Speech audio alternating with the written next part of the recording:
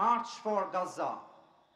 এখানে থাকবেন আমাদের সকলের প্রিয় ডক্টর মিজানুর রহমান আজহারি হুজুর, থাকবে ক্রিকেট প্লেয়ার, থাকবে কন্টেন্ট ক্রিয়েটর, যত প্ল্যাটফর্মের যত সেলিব্রিটি আছে সবাই কালকে সেই সমাবেশে যোগদান করবে। আমার বিশ্বাস কালকের সমাবেশ জাস্ট বাংলাদেশে নয়, পুরো বিশ্বে একটা ঐতিহাসিক সমাবেশে বসবাস করবে, ঠিক কিনা বলেন? দুই নাম্বার কথা আমি স্পষ্ট ভাষায় বলতে চাই, কালকে কোনো বিএনপি দেখা হবে না, জামাত দেখা হবে না, তাবলিগ দেখা হবে না, হেফাজত দেখার টাইম নাই, চরমোনায় দেখার টাইম নাই। কে স্কুলে পড়ে, কে কলেজে পড়ে, কে বিএনপি করে, কে আওয়ামী লীগ করে, কে কি করে, that doesn't matter for us.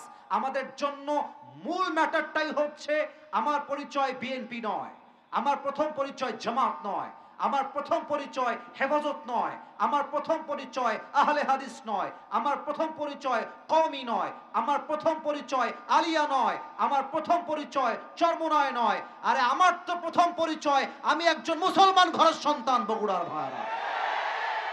আমার তো বিশ্বাস যদি প্রত্যেকটা বিশ্বের মুসলমান দল মত নির্বিশেষে ঐক্যবদ্ধ হয়ে ফিলিস্তিনের পক্ষে আওয়াজ তুলে ইসরায়েলের বিপক্ষে অবস্থান গ্রহণ করে, ইসরায়েলকে ধ্বংস করতে মুসলমানদের একদিনে বেশি সময় লাগবে না। তিন নাম্বার কথা বলে আমি আমার ভূমিকার কথার ইতি টানতে চাই, because time is too short. আমাকে অল্প সময়ে কনস্ট্রাকটিভ ওয়েতে কথা বলতে হবে। তিন নাম্বার কথা, আমাদের এই বাংলাদেশ এক অসাধারণ দেশ। এই দেশের মানুষ নামাজ পরিপূর্ণ পড়ুক কিংবা না পড়ুক,